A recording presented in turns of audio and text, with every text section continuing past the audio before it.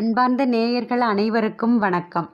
நாம் இன்றைய பகுதியில் மங்களகரமான பொருட்களை வைத்து விநாயகர் பிடித்து வழிபாடு செய்வது பற்றியும் அதன் பலன்களை பற்றியும் பார்க்க இருக்கின்றோம். முதலில் மஞ்சளினால் விநாயகரை பிடித்து வழிபாடு செய்வது பற்றி அறிந்து கொள்வோம். நேயர்களே, நாம் எந்த மங்களகரமான வைபவங்களை செய்யும் பொழுதும் முதலில் விநாயகரை மஞ்சளினால் பிடித்து வணங்கிவிட்டு அந்த மங்களகரமான காரியத்தை துவங்குகின்றோம் அல்லவா? நாம் எடுத்த காரியம் நல்ல விதமாக எந்த தடையுமின்றி நிறைவேற அந்த விநாயகர் நமக்கு அருள் புரிகிறார் என்பதில் எல்லளவும் சந்தேகமில்லை. மங்களகரமாக அந்த காரியத்தை நடத்தி கொடுக்கின்றார் என்பது ஐதீகம். ஏன் மஞ்சளினால் நாம் கணபதியை பிடிக்கின்றோம் என்ற ஒரு சந்தேகம் அனைவருக்கும் இருக்கின்றது. மஞ்சளினால் ஏன் பிடிக்கின்றோம்? அன்னை பார்வதி தேவி கைலாயத்தில் நீராடும் பொழுது தான் பூசிக்கொண்ட மஞ்சளினால் ஒரு உருவத்தை பிடித்து வைக்கின்றாள். அந்த உருவத்துக்கு தனது சக்தியினால் உயிரோட்டம் கொடுக்கின்றார்.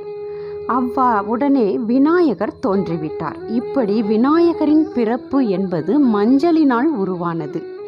எனவேதான் அனைவரும் சுப காரியங்களை நடத்துவதற்கு முன் முதல் கடவுளான விநாயகரை மஞ்சளினால் பிடித்து வழிபாடு செய்த பின்னே அந்த காரியத்தை துவங்குகின்றோம். அந்த காரியங்கள் எந்தவித தடையும் இல்லாமல் வெற்றி பெறுவதற்கு விநாயகர் நமக்கு உதவி செய்கிறார். சகல சௌபாகியங்களையும் கொடுப்பவர் அந்த விநாயகர், மஞ்சள் விநாயகர் ஆவார்.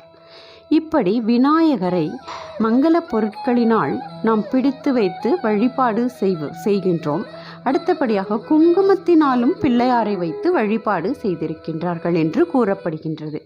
குங்குமத்தினால் பிடித்து வழிபாடு பிள்ளையாரை குங்குமத்தினால் பிடித்து வழிபாடு செய்வதனால் நமக்கு செவ்வாய் தோஷம் உள்ளவர்கள் அந்த குங்குமத்தினால் பிடித்து வழிபாடு செய்தால் செவ்வாய் தோஷத்தினால் ஏற்படும் கஷ்டங்கள் விலகி அவர்களுக்கு நற்பலன்கள் கிடைப்பதாக கூறப்படுகின்றது. இப்படியெல்லாம் விநாயகரை வழிபட்டு நற்பலன்களை அடைகின்றார்கள். பிறகு பசும் சாணம், அந்த பசும் சாணத்தினால் பிள்ளையாரை பிடித்து வழிபாடு செய்கிறார்கள். அப்படி பசும் சாணத்தினால் வழிபாடு செய்யும் பொழுது நமக்கு சகல தோஷங்களும் நீங்கி இல்லத்தில் சுப காரியங்கள் நடைபெறுவதாக கூறப்படுகின்றது. பசும் சாணத்தினால்தான் அந்த காலத்திலெல்லாம் விநாயகர் பிடிப்பதே வழக்கமாக இருந்தது. அந்த பசும் சாணத்தினால் விநாயகரை வழிபட்டும் நாம் நற்பலன்களை அடையலாம். பிறகு சந்தான பாக்கியம் கிட்டுவதற்கு சந்தனத்தினால் விநாயகர் பிடித்து வழிபாடு செய்வது நலம்.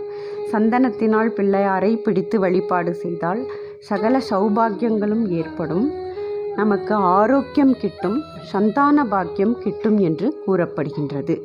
இப்படியெல்லாம் விநாயகரை பலவாறு பிடித்து வழிபட்டு நாமும் நற்பலன்களை அடைவோமாக. இந்த வீடியோ உங்களுக்கு பிடித்திருந்தால் லைக் பண்ணுங்க, அனைவருடனும் பகிர்ந்து கொள்ளுங்கள். இது போன்ற பக்தி தொகுப்புகளை காண நமது ஸ்ரீ சௌமியம் சேனலை சப்ஸ்கிரைப் செய்து பெல் பட்டனை கிளிக் செய்து கொள்ளுங்கள். நன்றி, வணக்கம்.